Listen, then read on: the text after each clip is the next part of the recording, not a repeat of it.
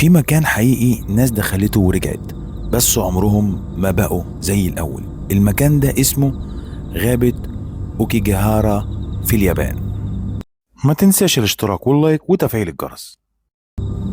الغابة دي مش مرعبة عشان شكلها، مرعبة عشان اللي بيحصل جواها. ناس كتير دخلوا الغابة لساعات وطلعوا بعدها بيعانوا من اكتئاب شديد، هلع وكوابيس مستمرة.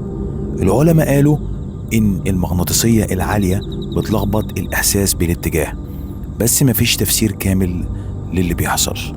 والأغرب، اليابان بتحط لوحات بتقول حياتك غالية، فكر تاني.